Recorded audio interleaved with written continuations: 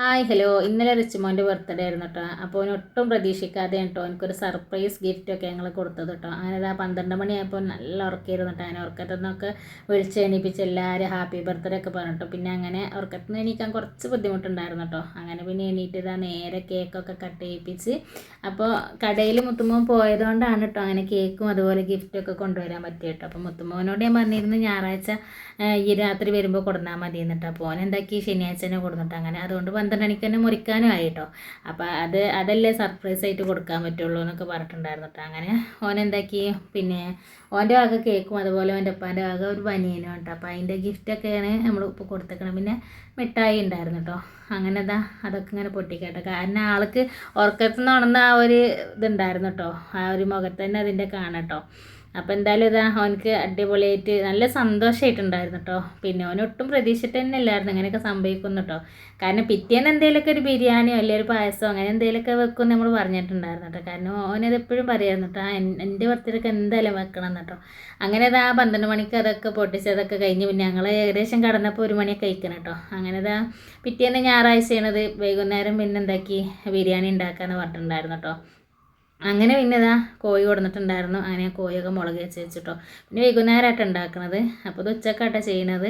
പിന്നെ വൈകുന്നേരമൊക്കെ ആയപ്പോൾ ഞാൻ എന്താക്കി കോഴിയൊക്കെ പൊരിക്കാട്ടോ. പിന്നെ കുക്കറിൽ ഉള്ളിയും തക്കാളിയൊക്കെ മസാല കൂട്ടാൻ വേണ്ടിയിട്ട് അതൊന്ന് വേവിക്കാൻ വെച്ചിട്ടോ. അങ്ങനെ അടുപ്പത്താട്ടോ കോഴി പൊരിക്കുന്നത്. അതാകുമ്പോൾ പിന്നെ പെട്ടെന്നാവും ചെയ്യും. പിന്നെ ഇപ്പോൾ ഗ്യാസിൻ്റെ ഒക്കെ ഇടങ്ങേറുകൊണ്ട് പിന്നെ ഇടയ്ക്കൊക്കെ അടുപ്പ് കത്തിച്ചിട്ടില്ലെങ്കിലും പറ്റൂല കേട്ടോ. എനിക്കാണെങ്കിൽ ഇവിടെ ആകെ 40 ദിവസമാണ് കേട്ടോ ഒരു ഗ്യാസിൻ്റെ കുറ്റി നിൽക്കുള്ളൂ. എന്താണെന്ന് വെച്ചാൽ പിന്നെ ഞാനാണ് എല്ലാം ഗ്യാസ്മ തന്നെ ഉണ്ടാക്കണോണ്ടാണ് തോന്നിട്ടോ. പിന്നെ ഇവിടെ വന്നതിൻ്റെ ശേഷം ഉണ്ടാക്കണം ഇവിടെ അടുപ്പൊക്കെ ഉണ്ട് കേട്ടോ. അപ്പം ഞാൻ എന്താക്കും രാവിലെ കടി ഉണ്ടാക്കാൻ അതേപോലെ കോഴിയൊക്കെ കൊടുന്നാൽ ഇങ്ങനത്തേനൊക്കെ ഞാൻ എന്താക്കും ഇങ്ങനെ അടുപ്പ് യൂസ് ആക്കലുണ്ട് കേട്ടോ. അങ്ങനെ പിന്നെ നമുക്ക് ഇനി ഗ്യാസ്മയാണ് ഇപ്പോൾ ചോറ് വെക്കണം കേട്ടോ. എന്നാൽ നമ്മുടെ മാത്രം എന്തൊക്കെ കണലിൽ കൊണ്ടിങ്ങാണ്ട് വെക്കാമല്ലോ വിചാരിച്ചിട്ടോ. അങ്ങനെ ഉള്ളിയും പിന്നെ അണ്ടിപ്പരിപ്പ് മുന്തിരിയൊക്കെ വറുത്ത് കോരി എടുക്കുന്നുണ്ട് കേട്ടോ. എപ്പോഴും ബിരിയാണി വെക്കുമ്പോൾ ഇവർ എപ്പോഴും പറയാറുണ്ട് കേട്ടോ, പിന്നെ ഈ എന്തെങ്കിലുമൊക്കെ ഇടാനും മറക്കും ചെയ്യുക അതുപോലെ പിസ്കിയാണ്ടാണ് ചെയ്യുള്ളൂ കേട്ടോ. ഇപ്രാവശ്യം ഞാൻ വെച്ചെന്നാൽ എല്ലാം അങ്ങോട്ട് ഇട്ടിട്ട് അടിപൊളിയാക്കി എടുക്കാമെന്ന് കേട്ടോ. അങ്ങനെ വെള്ളമൊക്കെ തിളക്കാൻ വേണ്ടി വെച്ചിട്ടുണ്ടായിരുന്നു കേട്ടോ. അപ്പോൾ നെയ്ച്ചോറിൻ്റെ അരി അങ്ങനെ കഴുകിയെടുക്കുകയാണ് കേട്ടോ.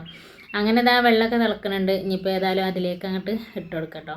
പിന്നെ ബിരിയാണീൻ്റെ ഇത് പറയാൻ മാത്രമൊന്നുമില്ല, എപ്പോഴും ഒരുപോലെ തന്നെയാണ് വെക്കാറുള്ളത്. അങ്ങനെ പിന്നെ അതുകൊണ്ട് ഡീറ്റെയിൽസ് പറയേണ്ട ആവശ്യമില്ലല്ലോ. അപ്പോൾ അരിയൊക്കെ ഇട്ട് വെള്ളമൊക്കെ വറ്റി വന്നിട്ടുണ്ടായിരുന്നു കേട്ടോ. അങ്ങനെ പിന്നെ ചോറവിടെ ആയിട്ടോ. ഇതിൻ്റെ മസാല അതിൻ്റെ ഇടയിൽ ഞാൻ കൂട്ടി വെച്ചിട്ടുണ്ടായിരുന്നു കേട്ടോ. കാരണം കുക്കറിലായതുകൊണ്ട് വേഗം ഫിസിലടുപ്പിക്കണോണ്ട് വേഗം പിന്നെ വെള്ളം വറ്റി കഴിഞ്ഞാൽ നമുക്ക് പെട്ടെന്ന് റെഡിയാക്കി എടുക്കാം കേട്ടോ. അപ്പോൾ പിന്നെ ഇനി ചോറും ദമ്മിടാന്ന് വിചാരിച്ചിട്ടോ. ഇപ്രാവശ്യം പിന്നെ വേഗം ചോറും കറിയല്ല ചോറൊക്കെ ആയിട്ടുണ്ടായിരുന്നു കേട്ടോ. പിന്നെ എന്താ വെച്ചാൽ പെട്ടെന്ന് ഞാൻ അവിടെ കോഴിയൊക്കെ പൊരിച്ചുകൊണ്ടാണ് തോന്നുന്നത്. അവിടെ പിന്നെ പെട്ടെന്ന് ആയി കിട്ടുന്നുണ്ടായിരുന്നു കേട്ടോ. നല്ലോണം കത്താൻ വിറകുമായിരുന്നു കേട്ടോ. അപ്പോൾ ലാസ്റ്റ് നമ്മൾ പിന്നെ ഇനിയിപ്പോൾ നമുക്ക് ദമ്മിടാൻ വേണ്ടിയിട്ട് ഇനി അടുപ്പത്താണല്ലോ കൊണ്ടുപോയി വെക്കുന്നത്. അപ്പോൾ ഒക്കെ സെറ്റാക്കി എടുക്കട്ടോ. ഞാൻ 1 കിലോന് വെച്ചിട്ടുണ്ടായിരുന്നുള്ളൂ കേട്ടോ. പിന്നെ അതന്നെ ഞങ്ങൾക്ക് ധാരാളം തന്നെ രാവിലെ തിന്നാനൊക്കെ ഉണ്ടാവും കേട്ടോ.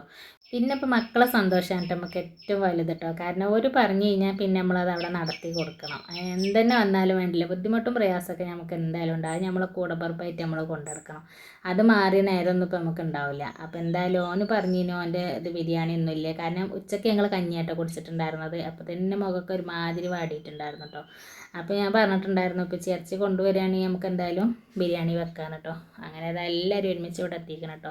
അങ്ങനെ മാങ്ങയും കൊടുത്തിട്ടുണ്ടായിരുന്നു. ഞങ്ങൾ എല്ലാവരും ഒരുമിച്ചിരുന്ന് കണ്ട് അങ്ങനെ ഇവിടെ ഭക്ഷണം കഴിക്കണം കേട്ടോ. പിന്നെ ഇവർ ആരും കുപ്പായൊന്നും ഇട്ടിട്ടില്ലായിരുന്നു കേട്ടോ. അപ്പോൾ പിന്നെ ഓരോന്നും വീഡിയോയിൽ ഉൾപ്പെടുത്തിയിട്ടുണ്ടായിരുന്നില്ല കേട്ടോ. പിന്നെ ചോറ് എല്ലാവർക്കും നല്ലോണം ഇഷ്ടപ്പെട്ടിട്ടുണ്ടായിരുന്നു കേട്ടോ. അപ്പോൾ ഏതായാലും റിച്ചുവിൻ്റെ ബർത്ത്ഡേ വിശേഷങ്ങൾ ഇത്രയൊക്കെ തന്നെ ഉള്ളൂ കേട്ടോ. നിങ്ങൾക്ക് ഏതായാലും ഇഷ്ടപ്പെട്ടാൽ നിങ്ങൾ എന്തായാലും ഇത് സപ്പോർട്ടാക്കണം കേട്ടോ. ഇനി അടുത്ത നല്ലൊരു വീഡിയോ ആയിട്ട് കാണാം. താങ്ക്